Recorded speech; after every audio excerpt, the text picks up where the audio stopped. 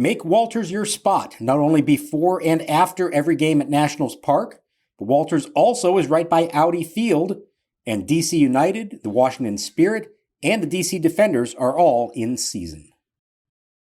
Whether you're a world-class athlete or a podcaster like me, we all understand the importance of mental and physical well-being and proper recovery for top-notch performance.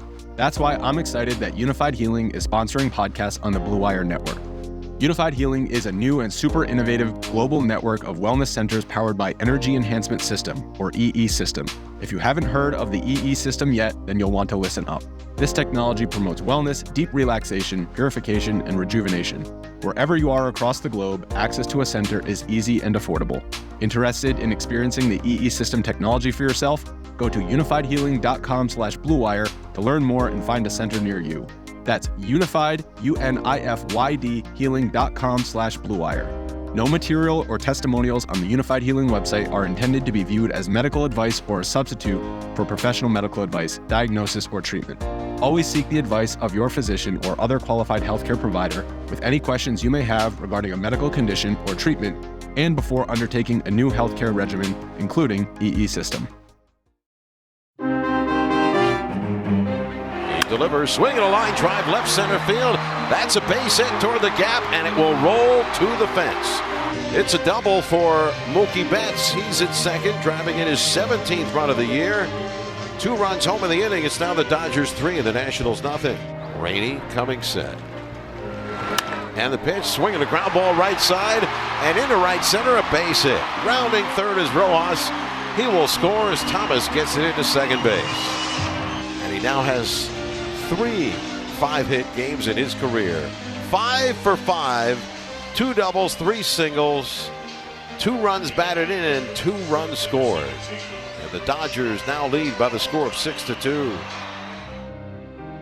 And welcome to Nats Chat for Wednesday, April 17th, 2024. Along with MASNsports.com Nationals insider Mark Zuckerman, who is at Dodger Stadium in Los Angeles. I'm Al Galdi, host of the Al Galdi podcast. There hopefully will come a day, hopefully sometime soon, on which we can say that the Nationals have one of the best players in baseball. Perhaps that will be C.J. Abrams. Perhaps that will be James Wood. Perhaps that will be Dylan Cruz. Perhaps that will be all 3. But for now, the Los Angeles Dodgers have multiple players who qualify as being among the best in baseball, and the Nats late night on Tuesday night got worked by one of those players. A 6-2 loss at the Dodgers in Game 2 of a 3-game series. The Nats on their 9-game road trip in California now are 4-4, and for this regular season now are 7-10.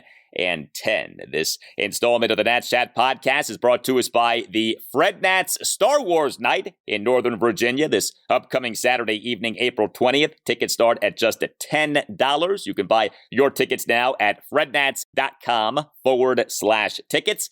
Catch the future stars of the Washington Nationals right down the road in Fredericksburg. Mookie Betts. He late night on Tuesday night as the Dodgers starting shortstop and number 1 batter went 5 for 5, RBI double, another double, an RBI single, and 2 other singles. Mookie Betts for this regular season is number 2 among all qualified players in the majors in OPS at 1,190. And yet, take a look at who is number 5 in OPS and who is number 1 in on-base percentage. The Nationals' Jesse Winker, his great play continued in this game. We'll see if we wind up with an MVP duel between Mookie Betts and Jesse Winker this summer. But Mark, Mookie Betts was a force in this game. He's pretty good, Al. I think he's got a chance to be something special, don't you? And he's doing all this now as an infielder who goes between second base and shortstop after playing outfield most of his career. I mean, it's a crazy thing to consider. And, you know, Patrick Corbin certainly didn't have anything to stop Mookie Betts. I'm not sure anybody would have had anything to stop him on this night. That 1-2-3 in that lineup is so imposing and presents so many different challenges. And it really makes you appreciate what Mitchell Parker did the previous night. To have success against them the way that he did, that was phenomenal by him, because most pitchers, I don't care how accomplished you are going to have a much tougher time doing that. And somebody who is not pitching very well and hasn't been for quite a while, like Patrick Corbin, it seems like a Herculean task, especially when you're asking him to now face those guys 4 times in a game, as was the case in this one tonight. Yeah, Patrick Corbin was not good once again, and he now is in the midst of a fifth consecutive bad season. Half a decade of bad pitching from Patrick Corbin. Let that sink in. Corbin in this game officially allowed 5 runs in 6 into third innings. He gave up 9 hits, which were made up of a homer, 2 doubles, and 6 singles. He issued 4 walks, one of which was intentional. Did record 5 strikeouts, which by current Patrick Corbin standards isn't too bad. Did throw a pretty good number of strikes, 96 pitches, 60 strikes, 36 balls. But whatever, 5 runs in 6 into third innings. 4 starts into this regular season for Corbin. The ERA is at 8.06. The whip is at 1.97.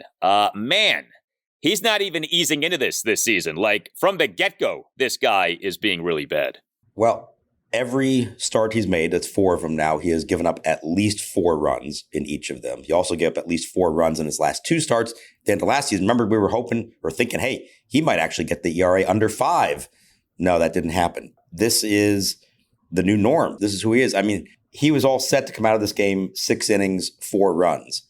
And while that's not good, and that doesn't equate to a very good ERA at all, it's a 6 ERA as a matter of fact, I don't know that it's, at this point, you can expect anything more than that. Certainly not against a good lineup like this. The one thing that he's providing them right now is innings every 5th day. And by him staying out there and reaching the 7th inning, I guess it gave some guys in the bullpen a rest, and maybe that pays dividends on Wednesday when they play the last game of a very long road trip and have a day off after that. So you would think everybody's then becomes available. But boy, it's a lot of money to spend on somebody whose primary responsibility is just eating up innings and taking pressure off the bullpen, because you want him to give you a chance to win, and he's really not doing that.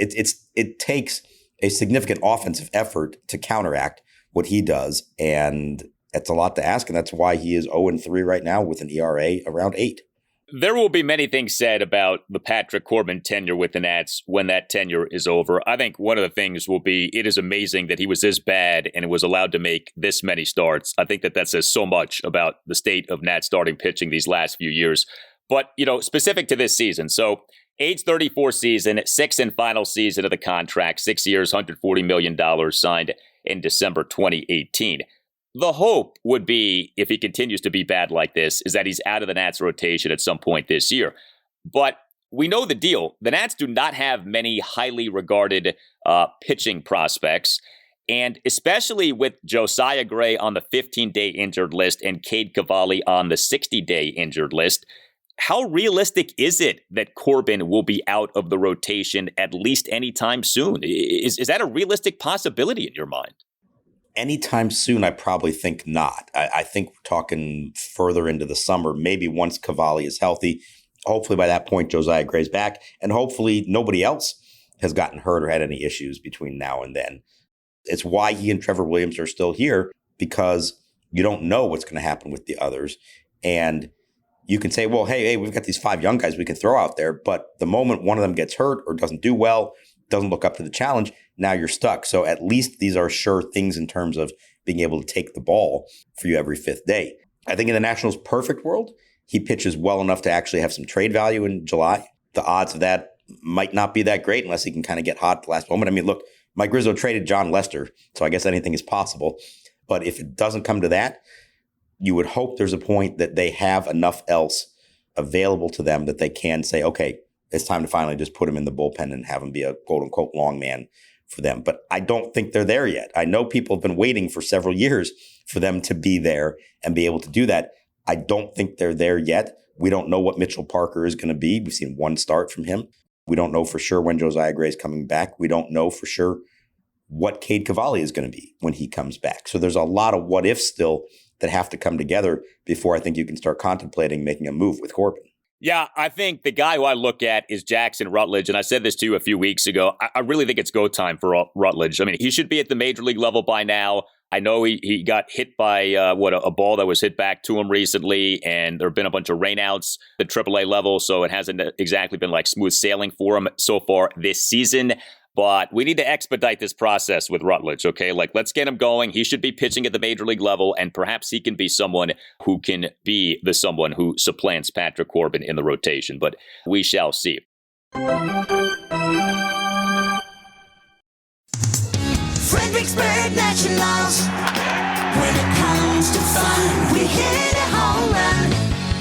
Fred Nats Baseball is back with fun for the whole family. Hitch a ride in the Millennium Falcon and travel to a galaxy far, far away this Saturday for Star Wars Night, presented by the Rappahannock Area YMCA. The force will be strong with the Fred Nats as they look to defend the ballpark from the invading forces of the Fayetteville Woodpeckers. The team will suit up in specialty jerseys, which will be auctioned off after the game. Fans can also meet their favorite Star Wars characters on the concourse and head to the team store for limited edition tees. It'll be a night full of intergalactic fun for Jedis and Sith Lords alike. Tickets are just $10. Buy yours now at frednats.com/forward tickets. Catch the feature stars of the Washington Nationals right down the road in Fredericksburg. When it comes to fun, we hit a home run. Football season may be over, but the action on the floor is heating up. Whether it's tournament season or the fight for playoff home court, there's no shortage of high-stakes basketball moments this time of year. Get in on the excitement with Prize Picks, America's #1 fantasy sports app, where you can turn your hoops knowledge into serious cash. You can now win up to 100 times your money on Prize Picks with as little as 4 correct picks. You can turn $10 into $1,000 with NBA, NHL, and college basketball entries today on Prize Picks. Prize Picks even offers injury insurance, so that your entries stay in play even if one of your players gets injured. This week on Prize Picks, I'm selecting Giannis Antetokounmpo for more than 32.5 points and LeBron James for more than 8.5 assists. Download the app today and use code BLUEWIRE for a first deposit match up to $100. That's code BLUEWIRE on the Prize Picks app for a first deposit match up to $100. Pick more, pick less. It's that easy with Prize Picks. Philip has just lost the respect of the youth league football team he coaches. He was asked what New England should do in the draft, and his answer was objectively terrible. The Athletic just wrote a great article about this, but Philip doesn't have the Athletic or the respect of a boisterous group of 11-year-olds who once looked up to him. Learn from Philip's error, get the Athletic, and get the info you need to speak draft fluently. And the pitch.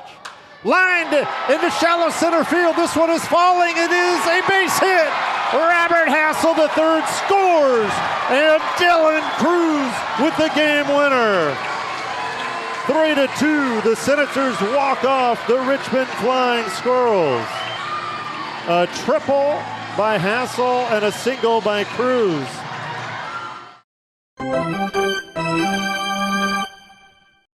Three-two pitch. Swinging a blast to right center field and deep. Back goes Pages to the track at the wall, and it is gone. Halfway up the section in right center field, Jesse Winker with a 2-run blast, his second of the year. Nats are on the board. They trail it 3-2. Stay hot, Jesse Winker. Well, the Nats' offense in this game on Tuesday night, not nearly as good as the offense was in the win on Monday night. The Nats in this game, just 2 runs, just 6 hits, just 1 walk, 2 for 7 with runners in scoring position. The Dodgers went with a bullpen game, and the Nats got shut down. A lot of 1, 2, 3 innings, especially as the game went on. But, I mentioned Jesse Winker. This really is something. And yes, if you look at your major league batting leaderboards, Jesse Winker is number 1 among all qualified players in the majors in on-base percentage at 500, 1 spot ahead of Mookie Betts, and Winker's number 5 in terms of OPS. He in this game on Tuesday night, starting designated hitter, number 2 batter, 2 for 3 with a 2-run homer, a double, and a hit by pitch. Top of the first, a double to right field. And then Winker in an Nats, a 2-run third, a 1-out, full count, 2-run homer on a moonshot into the Los Angeles night. This one hit to center field, cut the Nats deficit to 3-2, 429 feet per Statcast. And then in the top of the 8th, Winker drew a 2-out hit by pitch. It's a remarkable deal. This is a guy signed to a minor league contract in February, doing as he's doing. We obviously aren't expecting this to keep up, but he really has been productive. This has been a real bright spot for the Nats so far. And some consistency there that we haven't seen from others. There's other guys you say, oh, well, he had a good game or two, maybe that'll get him going, and then they don't. Jesse Winker has been there really from the get-go. for them, and he deserves to be their number 2 hitter at the moment, as crazy as that sounds. That home run off a lefty, Ryan Yarbrough, that's a great sign if he's doing that. He also hit another line out off him in the 6th. So good, solid contact all around. The double in the first inning as well. And let's see where this goes. But this isn't, it feels out of nowhere, but this is a guy who was a pretty good player just a few years ago with the Reds. And things didn't go for well for him after that the last couple of years in Milwaukee and Seattle. We've mentioned it before, he's lost a lot of weight. He, I think, has sort of recommitted himself to a lot of things. And more than anything, he seems to really be enjoying himself here and with this team and in this clubhouse. And why wouldn't you, the way that he's playing? But his performance, I think, has changed the calculus somewhat in what they're doing elsewise with the lineup. It's pushed Joey Meneses to the bench the last 2 days and 3 of the last 4 days. I'm not saying that Jesse Winker should be the roadblock to James Wood being called up to the big leagues, but if you're hesitant at all to make that move, you can look at this and say, well, hey, Winker's hitting so well, we don't have to force that issue until we're absolutely sure. So I think that's part of it too. I think he keeps doing this. It is going to change the calculus somewhat as far as how they approach their outfield and DH spots. This is Winker's age 30 season. He has had success previously, as we've talked about. Winker, as recently as the 2021 regular season, had an OPS plus of 143 with Cincinnati. Maybe this is this season's Jeimer Candelario, a guy on whom the Nats bought low, but a guy who has played well previously and a guy who you could maybe parlay into being a trade chip. I mentioned Winker having a double in the top of the first. Thrown out at home on that double was C.J. Abrams, and we're not used to seeing that, right? Abrams thrown out on the base pass. Chased down by Teoscar Hernandez. Abrams around third being waved home. Throw to the plate. They may get him. And he is out. Abrams in this game, starting shortstop, number 1 batter, 1 for 3 with a single and a walk. He in the top of the first had a leadoff full count single to center field despite having been down to the count at 1.12. But he then was thrown out at home on that Jesse Winker double to right field. Now, I want to give Abrams credit for the walk. Later in the game, a great walk. Top of the 8th, a 2-out, 10-pitch walk, despite having been down at 1.12. But on the play at home on which Abrams got thrown out, it was hard to tell on TV what exactly happened. Kevin Franzen on the MASN telecast actually seemed to point the finger of blame at the Nats third base coach, Ricky Gutierrez. I saw what you posted on X about the play. So being there live, what did you see? So here's what I saw was, as he's about 2 steps in front of third base, and with Gutierrez waving him around, his helmet flies off. And this isn't the first time that's happened with him. It seems to happen a lot with him. A lot of the guys on this team, for whatever reason, their helmets seem to fly off a lot. And it pops straight back over his head and towards his back. And for some reason, I don't know why, it's just instinct, he put both his hands behind his back and tried to catch it, essentially, behind his back, which is a great move if you're just coasting into third base and stopping there. But he wasn't. The idea was to keep going. And once that happened, it clearly slowed him down. Once that happened, he needed to stop. Don't even attempt it anymore. And instead, he kept going, and he was out by a comfortable margin. If he just runs straight through it, I think there's a very good chance he scores on the play. But that little hesitation and the bizarre attempt by him to try to catch his helmet like that completely messed up the play. Now, you could say maybe Gutierrez should have just held him up from the get-go. That's not worth it. No outs in the first inning. Try to get a big inning and don't do that. But I think there was a chance under normal circumstances of him scoring on that play, and I don't really know why he reacted the way that he did to the helmet popping off. Am I remembering this right? Didn't Bryce Harper, when he was running the bases, used to purposely knock his helmet off? Yes, he absolutely did. He saw it as an impediment to him, and so he would just flip it off and go for broke, and hair flying all over the place as they go around the bases. Maybe that's the way to go here. Abrams wears a, we call it a do-rag over his hair and underneath the helmet. It's maybe a little slippery. Maybe that makes the helmet come off. I noticed it happened to James Wood a lot in spring training. I think it happened to Trey Lipscomb a few times while he was up here. I don't know if they need tighter helmets or some kind of stickier material that keeps it on. Or like you said, just do the Bryce thing, flip it off and go. But there's no reason to try to make a circus catch of a helmet flying off while the game is in action and while you're trying to round third base. So at the very least, he needed to hold up at that point, or even better than that, just let the helmet go and take off for the plate and maybe you score. Regarding the walk that was drawn by Abrams, so we know that this is a part of his game on which he needed to improve, draw more walks. He, for the entirety of last regular season, drew just 32 walks. He already in this regular season has 6 walks. Now, that may not sound like a ton, but we're essentially a 10th of a way into the season. So you multiply that by 10, that would be 60 walks. He's on pace to nearly double his walk output from last season. Pretty clearly, drawing more walks is a point of emphasis for him. Yeah, and he started to do that late last season as well. I think in September, the walk rate went up considerably for him. So yeah, if you're going to lead off, you have to be able to do that, pick the right pitches to hit, and if you don't get it, lay off. And that was a weird at-bat in the 8th because he looked like he was struck out. The Dodgers were all coming off the field, and Adrian Johnson, the whole plate umpire, said, no, hang on, foul tip. I saw one quick replay. I couldn't tell for sure if he actually tipped it or not. If he didn't, that's a great job by CJ to sell it because it prolonged the at-bat. And believe it or not, between that and then Winker getting hit by a pitch, all of a sudden in a game where it felt like they had nothing going at all, Lane Thomas steps to the plate with 2 outs in the 8th, 2 on, down 3. Yes, the proverbial tying run at the plate, and the boys were battling for at least a brief moment there in the bottom of an 8th of a game in which it didn't feel like they were battling much at all. Few other items with the Nats lineup.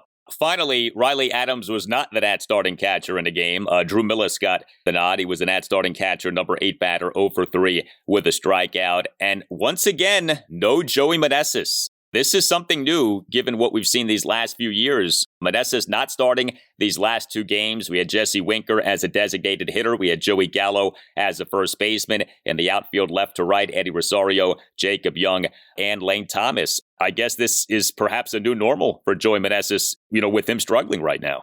So I asked Davey Martinez about it before the game, and he said that it's basically a product of where things are at the moment. Joey is struggling. Winker is playing really well. He also likes Jacob Young in center field, so that takes up a spot as well. But he said he met with Joey and specifically said to him, this is not a demotion. You're going to get back in there here again soon.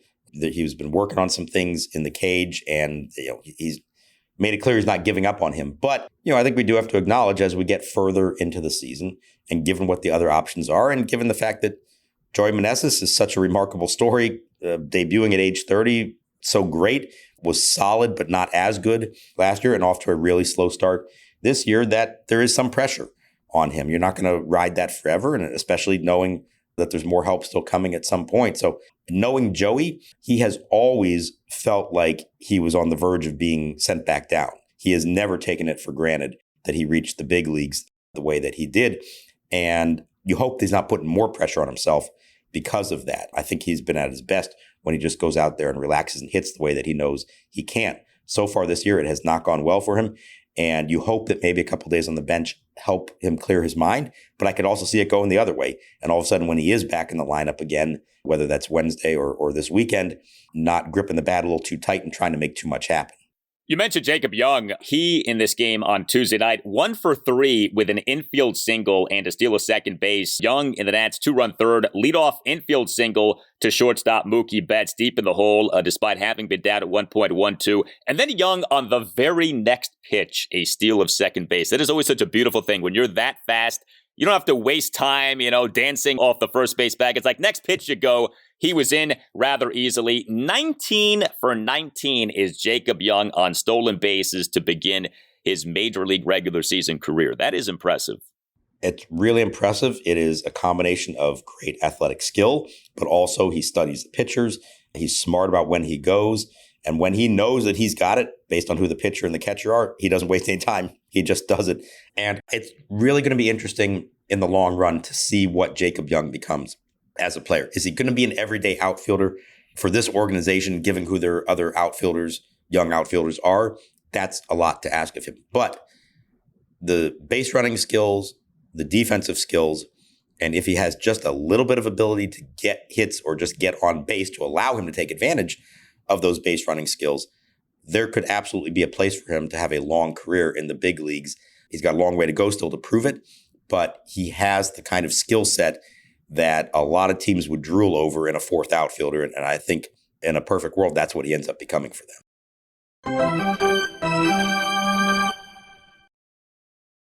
Hey, Al Galdi here for Window Nation. Baseball season finally is here. Spring finally is here. And that means a great offer from Window Nation for listeners of the Nats Chat podcast. If your windows are cracked or leaking and or won't open or stay open, now is the time to call Window Nation, which is offering the following deal to listeners of the Nats Chat podcast. 2 free windows for every 2 windows that you buy, plus 0 down, 0 interest, and 0 payments for 24 months. Call 866-90-NATION or visit windownation.com and make sure that you tell Window Nation that you want the deal that you heard about from Al Galdi on the Nats Chat podcast. Upgrade the look, feel, and value of your home with great new Window Nation windows. Window Nation is the best, and take advantage of the offer. 2 free windows for every 2 windows that you buy, plus 0 down, 0 interest, and 0 payments for 24 months. 866-90-NATION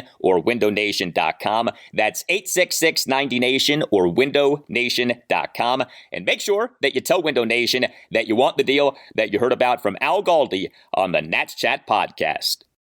Tim Shover's here to tell you about Game Time. This summer at Jiffy Lube Live, acts include Neil Young, Hank Williams Jr., and Chris Stapleton.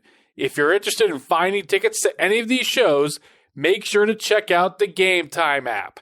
Game Time is the only ticketing app that gives you complete peace of mind with your purchase. See the view from your seat before you buy, so you know exactly what to expect when you arrive. Take the guesswork out of buying tickets with Game Time. Download the Game Time app, create an account, and use code NATSCHAT for $20 off your first purchase. Terms apply. Again, create an account and redeem code NATSCHAT for $20 off. Download Game Time today. Last minute tickets, lowest price, guaranteed. We're driven by the search for better. But when it comes to hiring, the best way to search for a candidate isn't to search at all. Don't search, match with Indeed. Indeed is your matching and hiring platform with over 350 million global monthly visitors, according to Indeed data, and a matching engine that helps you find quality candidates fast. Ditch the busy work. Use Indeed for scheduling, screening, and messaging so you can connect with candidates faster. Leveraging over 140 million qualifications and preferences every day, Indeed's matching engine is constantly learning from your preferences, so the more you use Indeed, the better it gets. Join more than 3.5 million businesses worldwide that use Indeed to hire great talent fast. And listeners of this show will get a $75 sponsored job credit to get your jobs more visibility at Indeed.com/Blue Wire. Just go to Indeed.com/Blue Wire right now and support our show by saying that you heard about Indeed on this podcast. That's Indeed.com/Blue Wire. Terms and conditions apply. Need to hire? You need Indeed.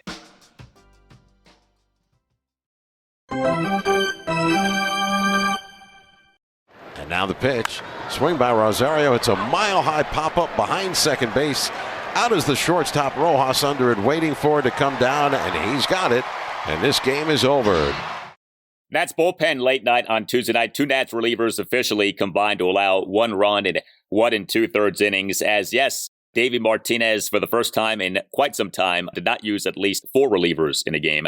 Derek Law faced 3 batters, got 2 outs, came into the game, bottom of the 7th, runners at the corners, 1 out, Nats down 4-2. To the first batter he faced, gave up a 1-out RBI infield single by Teoscar Hernandez on a tapper to the third base side of the infield for a 5-2 Dodgers lead. So unlucky there for Derek Law, but, he, for some reason, touched the baseball before it went foul. I thought that was odd. It looked like that baseball was headed foul. But to Law's credit, he then generated back-to-back swinging strikeouts of pinch hitters Max Muncy and James Outman.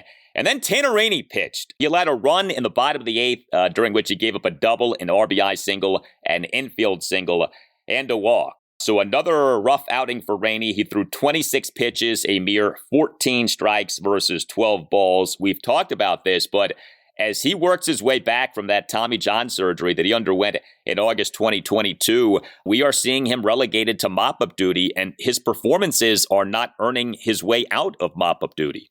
No, he is the low man on the totem pole in the bullpen. That is clear. He hadn't pitched in several days prior to this, and the situations that he is pitching in are trailing by more than 1 or 2 runs for the most part. That's where he is. Until he shows otherwise, that's where he's going to stay.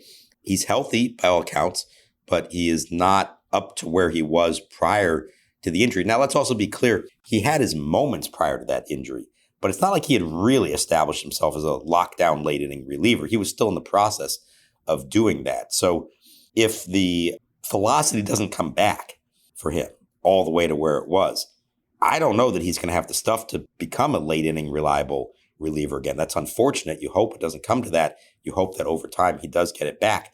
But right now, the performance doesn't resemble what we've seen from him.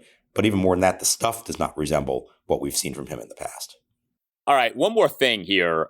The Nationals on Tuesday afternoon announced the alumni scheduled to attend their 5-year anniversary World Series championship celebration this weekend for this 3-game series against the Houston Astros. And the players announced as attending in terms of alumni: Patrick Corbin, Sean Doolittle, Brian Dozier, Adam Eaton, Javi Guerra, Howie Kendrick, Gerardo Porra, Tanner Rainey, Victor Robles, Anibal Sanchez, Kurt Suzuki, and Ryan Zimmerman.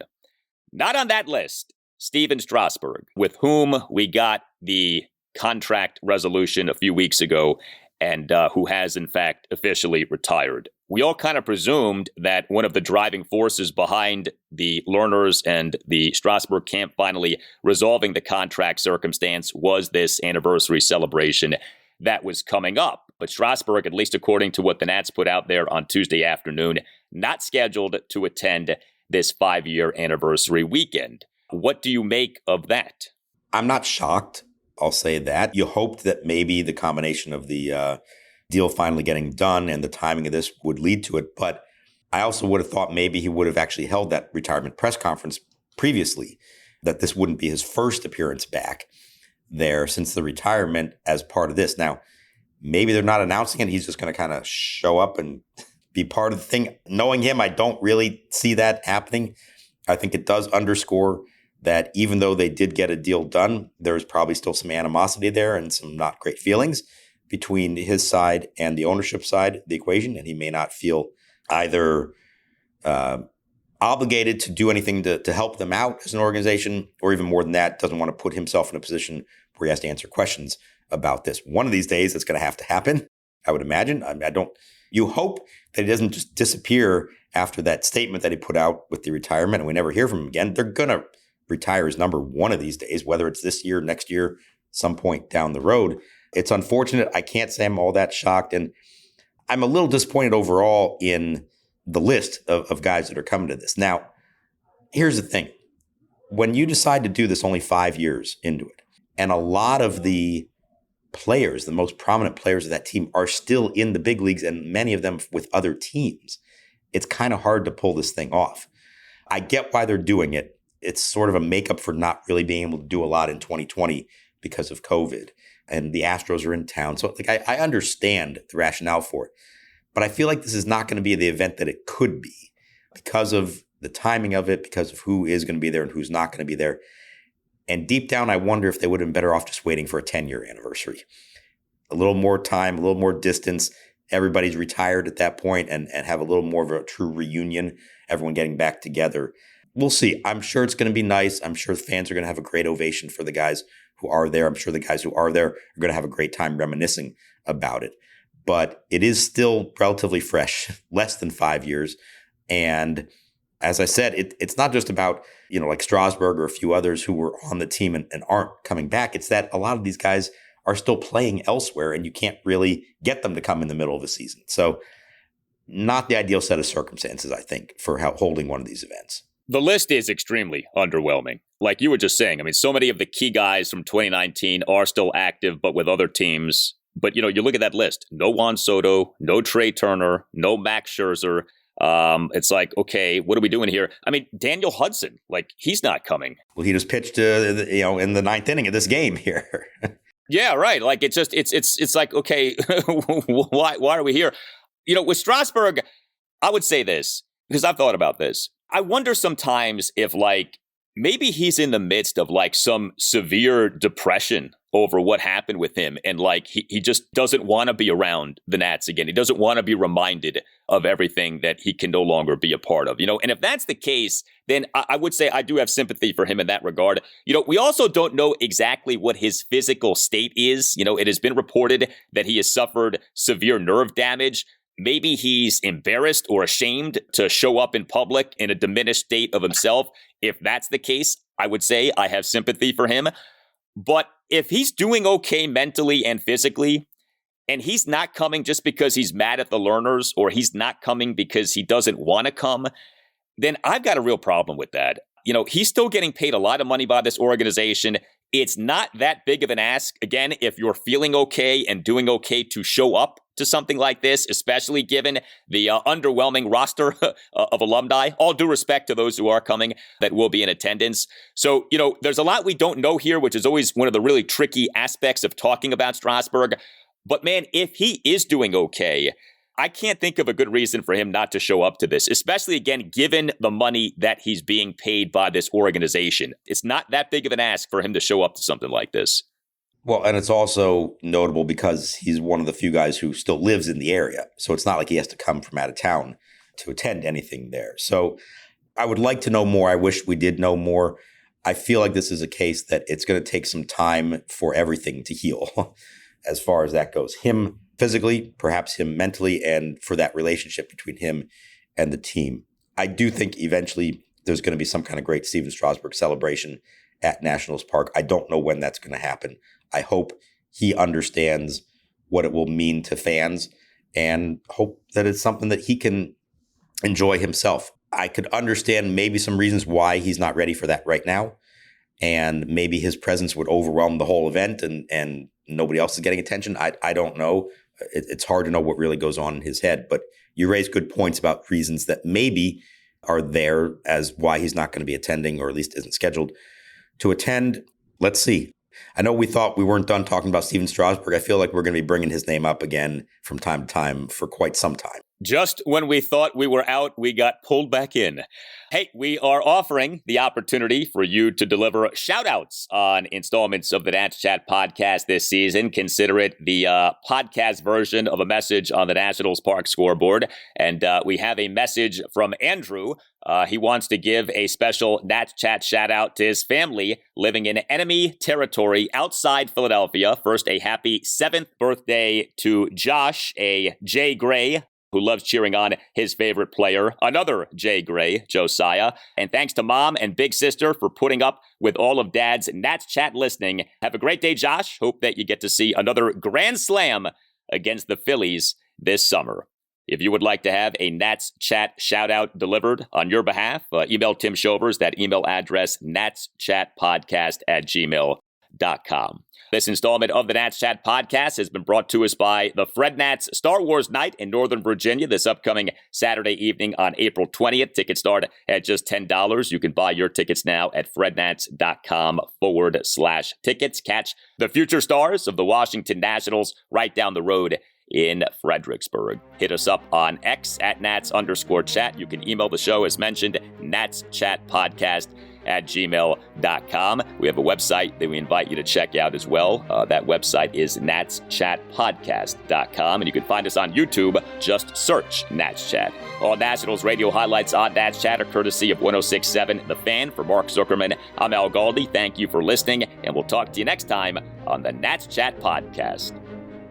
Here's the set and the pitch. Swing a fly ball deep left. This is going to be a grand slam. It is long gone. And the Nationals lead 4-3. Stone Garrett brings them all in with a grand slam, his 5th home run of the season on the very first pitch from Suarez. And the Nationals are in front for the first time today. Happy birthday, Josh, from all of us here at Nats Chat.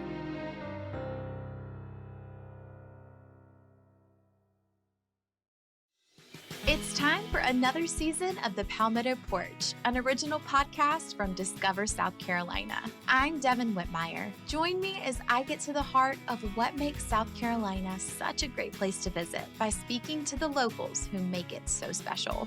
Premiering December 5th, find The Palmetto Porch wherever you get your podcasts. And for more information about our show, visit scpalmettoporch.com.